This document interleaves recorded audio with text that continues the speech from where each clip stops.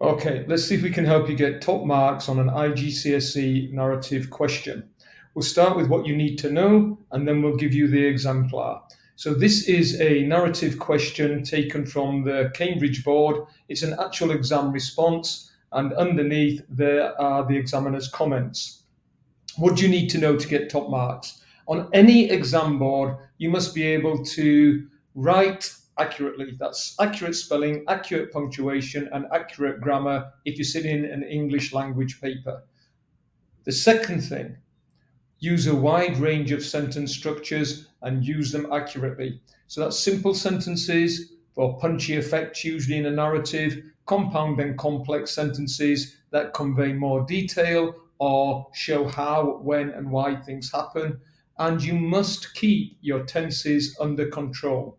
If you move between past and present, that's okay, as long as you're doing it deliberately. Frequently, though, students do it and it's out of control. They're not even aware that they're doing it.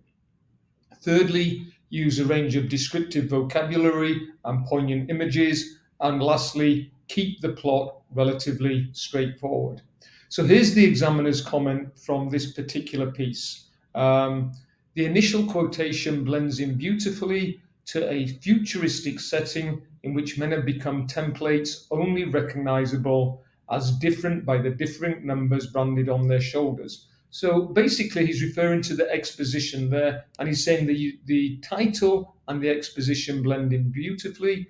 Then we have the problem and the development, referring to a stream of red on his arm, firing blindly at dim specks, effortlessly underlines the fact that the soldiers and others do not recognize what they are doing. They are now non human.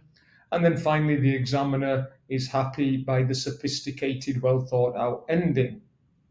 Note is put virtually error free, and your writing must be virtually error free on any exam paper at English language to get top marks. So let's take a look at the narrative. It's only a side of A4 long, it's 541 words, it's 5 paragraphs, and that's probably all that you have time for in a 1 hour exam.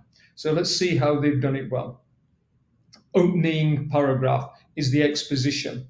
As the examiner commented, the question here blends seamlessly into the situation. As they looked in the mirror, they were amazed to find two different people smiling back at them. The genetic alteration had worked perfectly on the two fresh-faced recruits, changing their DNA to that which deemed suitable by the human army. So there's the exposition. They've got some lovely adjectives in there to create the setting.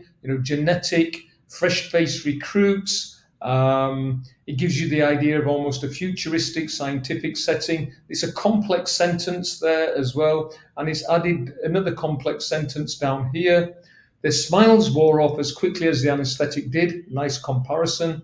And both men now realize what they had become. No longer individuals, but templates. So use of a contrasting connective there, only recognizable as different by the different numbers branding upon their shoulders. So you look at this, and this is a student that's got good vocabulary and is in charge of their sentence structure. He continues with a flashback here. And so he's using the pathetic, I assume it's a he, but I don't actually know. He's using the pathetic fallacy where he remembers his wife, his beautiful wife, fair haired, beckoning him inside from the yellow cornfield as the golden orange sun faded in the sky. And then how he got into this situation. So we have the present, then the flashback that leads us into that situation. After that, the third paragraph takes us into a little bit further forward from the beginning into the battlefield situation. And again, the use of the pathetic fallacy, lashing rain bounced off the flying helicopter, creating the miserable atmosphere that war must be. And in the distance, there was the muffled crackling gunfire.